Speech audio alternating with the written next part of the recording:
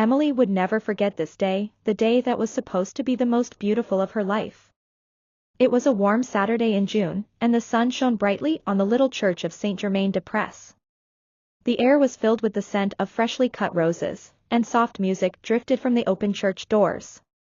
In a small back room, she nervously adjusted her veil in front of a full-length mirror. Her best friend, Sophie, was by her side, smoothing out the wrinkles in her dress. Emily's heart pounded, a mixture of excitement and anxiety. She had waited 5 years for this moment, yet as she stood there, she felt overwhelmed with emotion. Sophie placed her hands on Emily's shoulders and smiled at her through the mirror. "You look beautiful, Emily," she said softly. "Thomas will be dazzled." Emily returned her smile, grateful for her reassuring presence.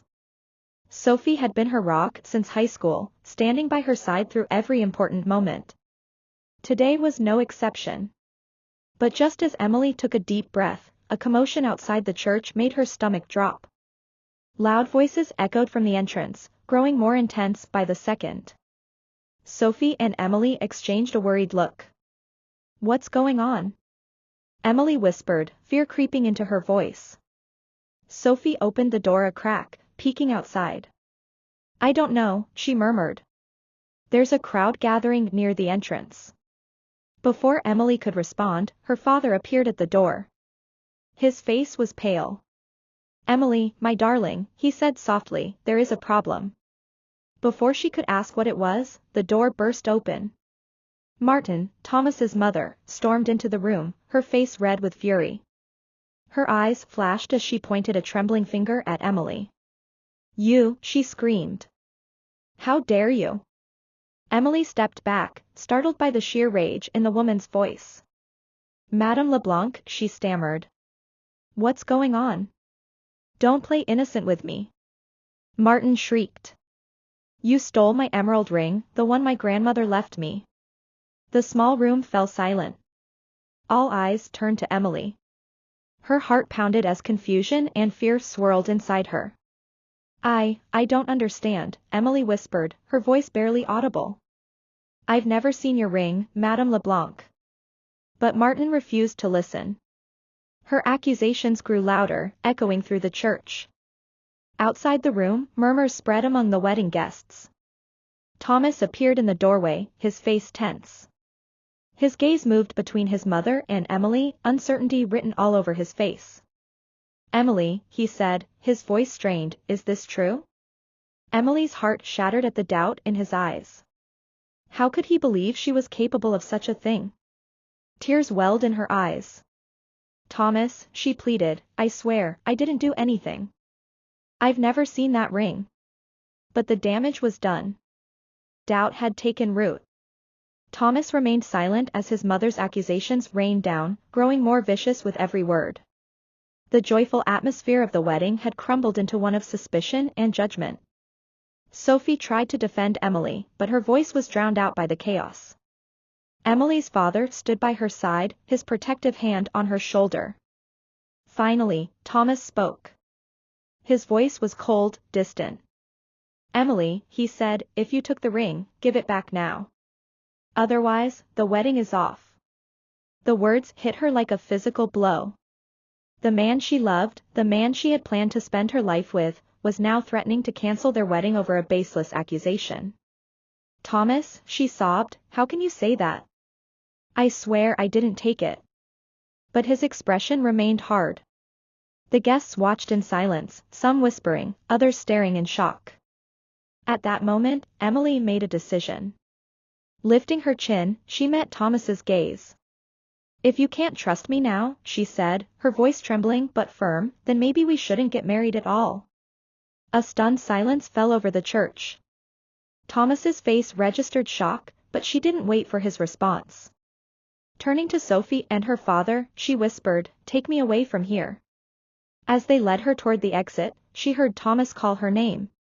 But she didn't turn around. Outside, the June sun was bright and warm, a cruel contrast to the storm raging inside her. Passers-by stopped and stared at the crying bride standing on the church steps. Sophie held her shoulders gently, leading her away from the crowd. Her father stayed close, dispersing onlookers. Come on, Emily, Sophie whispered. Let's go somewhere quieter. They found refuge in a nearby cafe. The owner, sensing the distress on Emily's face, quickly guided them to a secluded corner. Emily collapsed into a chair, her body trembling. How could he do this to me, she sobbed, her hands shaking. How could he doubt me? Sophie hugged her, whispering words of comfort. Her father sat across from her, his face dark with suppressed anger. We all know you didn't do anything wrong, he said. That woman is out of her mind. And Thomas, he should have defended you. His words, though meant to soothe, only deepened Emily's pain. Yes, Thomas should have defended her. He should have believed in her. But he hadn't. The cafe door suddenly burst open. Thomas stood there, breathless, his eyes red. Emily, he said, approaching their table. We need to talk. Emily's father shot up, placing himself between them. I think you've done enough, he growled. But Emily raised a hand to stop him. She needed to hear what Thomas had to say. Maybe he would apologize. Maybe he would finally believe her. It's okay, Dad, she said in a weak voice. Let him talk. Thomas stepped forward, hesitation in his every movement. Emily, I'm sorry about what happened, he began. My mother, she's just upset. That ring means a lot to her. Emily stared at him in disbelief. Even now, after everything, he was still justifying his mother's actions. And me, Thomas, she asked, her voice shaking. Do I mean nothing to you? How could you believe I would steal from your family? Thomas looked down, avoiding her gaze. I don't know what to think, he admitted. My mother is so sure of herself, his words sent a chill through her. Emily's rage boiled over. Is your mother sure of herself? She repeated, incredulous.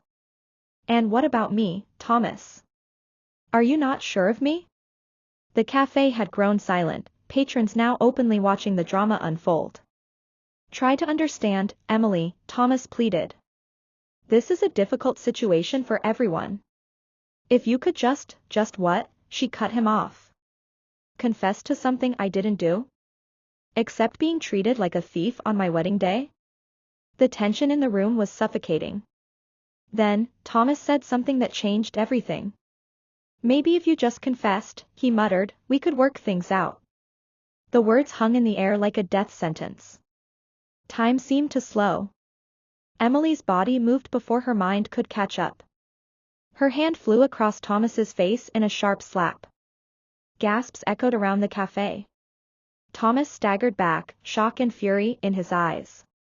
And then, in a horrifying moment, his expression changed. His hand lifted. Pain exploded across Emily's cheek. The impact sent her stumbling backward, barely caught by Sophie. The cafe erupted in shouts. Emily's father lunged at Thomas, slamming him against the wall. You bastard, he roared. How dare you lay a hand on my daughter? The cafe owner rushed in, separating them. Out, he shouted. All of you, out. Sophie shielded Emily as they hurried outside. Her father followed, rage burning in his eyes. Emily felt numb. The man she loved, the man she was supposed to marry, had just hit her. She couldn't breathe. She couldn't think. The world around her blurred. One thought ran through her mind, it was over. Everything, her love, her trust, their future, had shattered in an instant. And there was no going back.